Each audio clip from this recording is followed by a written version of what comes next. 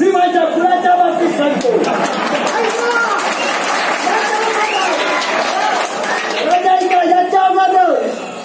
याच्यामध्ये माझे पूर्वज होते.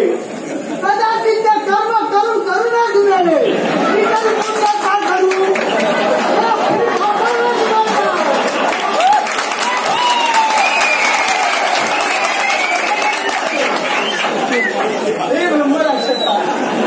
पाप पुण्य तर मी बोललेलोच नाही.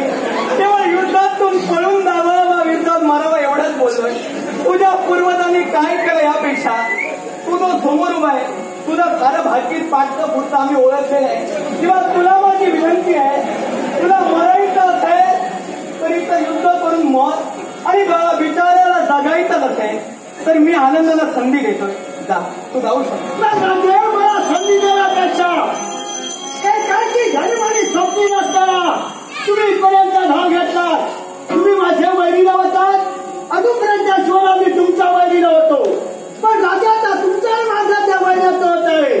मी जर तुमचा अन्याय जर केला नसता तर तुम्ही मला ठार मारणार होता.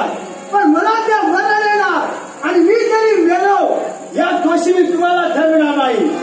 माझ्या मरणाचा खापर हिच्यामध्ये घेऊन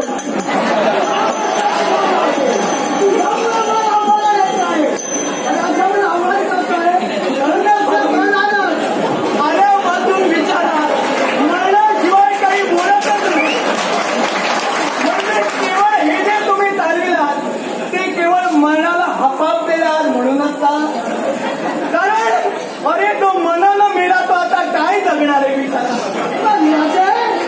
तुम्ही काय म्हणतात. अरे तू मरणाला हा बापलास.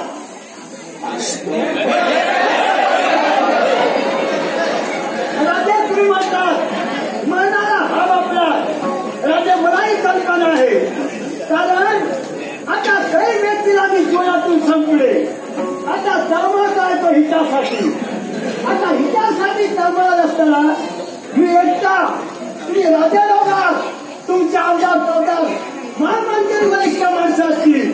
कदाचित तुम्ही सर्वांना मिळून माझ्या एकट्याचा जर शेवट केला मग मरण्यापेक्षा जिवंत असापर्यंत मी प्रयत्न करतोय तेच बरोबर आहे. त्यानंतर मी काय करू. एक गोष्ट लक्षात घ्या. तेव्हा माझ्या अवतीभोवती कोणी नाही, आम्ही तुला एकटे जाऊ. तेव्हा जे काही होईल तुमच्या माझ्यात. आता पुढील प्रसंग परमेश्वराच्या हाती आहे आणि या प्रसंगाला आळा घालण्यासाठी एका स्त्रीच्या दयेच्या संरक्षणासाठी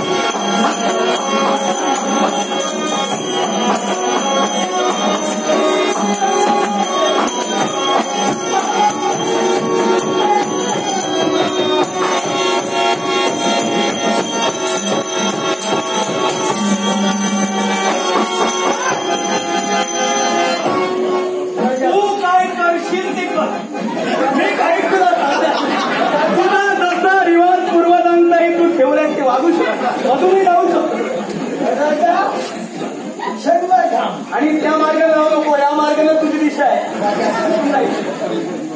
थांब का बोलतो माझी काही मला आशा दिसत नाही.